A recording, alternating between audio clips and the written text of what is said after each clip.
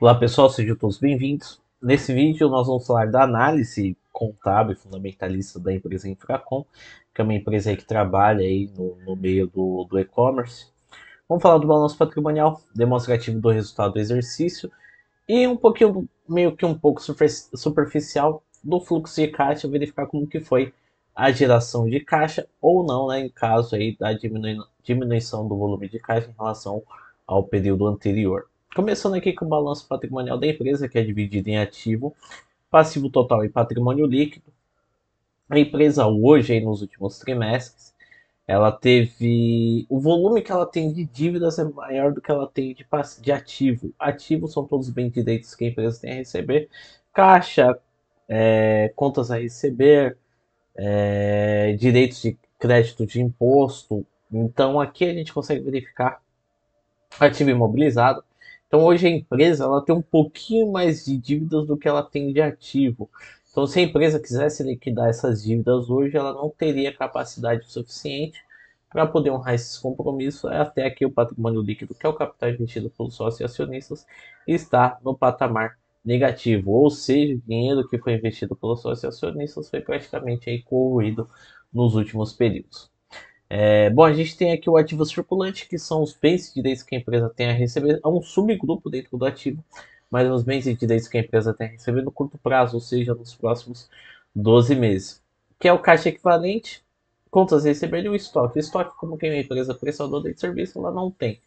Mas aí ela tem um volume de caixa, hoje ela tem mais contas a receber aí para a empresa fazer uma projeção aí no curto prazo aí para a questão de geração de caixa. Bom, a gente tem um passivo. O passivo, para fazer até uma análise de giro, o ideal sempre com o maior volume da dívida da empresa, ou seja, o passivo, as obrigações que ela tem a pagar com terceiros, esteja alocado a longo prazo. Não é o que está ocorrendo aqui nos últimos trimestres.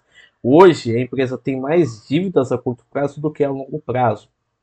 Então, a empresa precisa acelerar seus processos, acelerar a questão de diminuir os prazos de recebimentos de clientes para poder gerar caixa, para poder honrar esses compromissos. Caso a empresa não consiga antecipar e agilizar o recebimento desses clientes, ela é obrigatoriamente aí no mercado de bancos e financiamento, bancos e empresas de financiamentos, captar recursos de bancos para poder aí manter as suas operações.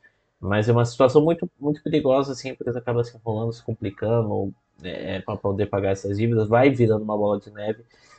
Os passivos da empresa vão aumentar ainda mais, vai aumentar cada vez mais essa distância entre o ativo e o passivo, pois hoje a empresa tem mais passivos do que ativos.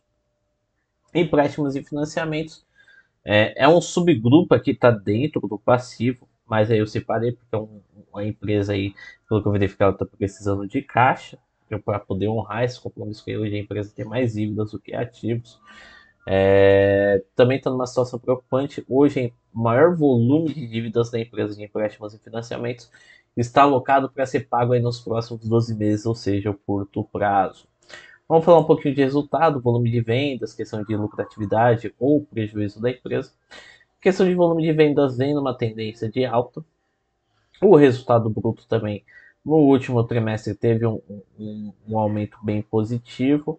Resultado operacional teve uma queda forte aqui, mas foi uma situação não recorrente, possivelmente pode ser um ajuste patrimonial, de equivalência patrimonial, mas logo a gente consegue verificar que teve uma recuperação no período seguinte.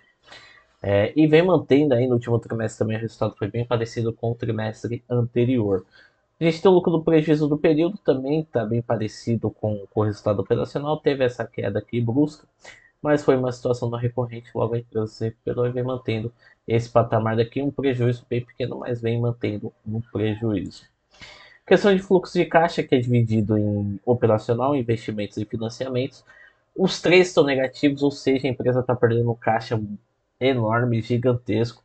Nem as suas atividades operacionais nesse último ano de 2024 foi positivo, ou seja, com as atividades operacionais da empresa, a empresa perdeu mais dinheiro do que ganhou, ou seja, saiu mais dinheiro do caixa através das suas operações do que entrou. Aqui entrada, pagamento de fornecedor, recebimentos de cliente. Nos últimos 2 anos foi positivo, a empresa teve geração de caixa de dinheiro, a entrada de dinheiro através das suas operações, mas nesse último ano é que ela teve uma saída muito alta de caixa através das suas operações. Que a gente tem atividade de investimentos. O que é atividade de investimentos? Se a empresa comprou alguma outra empresa e está investindo em alguma outra empresa, entra aqui em investimento. Compra de ativo imobilizado, compra de marcas, compras de móveis, imóveis. Então aqui é visando a questão do financiamento da manutenção das atividades da empresa. Geralmente é negativo mesmo, porque geralmente investimento é saída de caixa de fato. Ou se alguém está comprando uma parte da empresa, é, aí entra também na questão de investimento também, mas geralmente essa posição aqui é negativa. Bom, atividades de financiamento aqui envolve empréstimos e financiamentos, entradas de recursos através de aplicação no capital social da empresa, pagamentos de juros e multas, pagamento de juros dos empréstimos, amortização dos empréstimos e financiamentos. Entra aqui também, às vezes está positivo, às vezes está negativo, mas aqui tem uma posição alta negativa. Tem muito possivelmente pagamento de amortização dos empréstimos e financiamentos, pois o maior volume dos empréstimos e financiamentos da empresa está alocado a curto prazo. No total aqui teve uma redução de caixa da empresa no valor de 309 milhões de reais. Bom, pessoal, termina a análise aqui, espero que vocês tenham gostado. Outra coisa aqui, tá? Vocês podem achar que eu tô louco, falando aqui 309 milhões. Mas eles falam, não, pô, mas você tá louco, aqui é 309 mil reais, 309, 417 mil reais. Mas não, aqui a gente tem a posição em mil reais para não ficar muito zeros, ou muito, ficar um número muito grande, aqui não, aqui tá uma posição em mil reais. Então imagine que tem mais três zeros aqui, então aqui é 309 milhões de reais e não mil reais.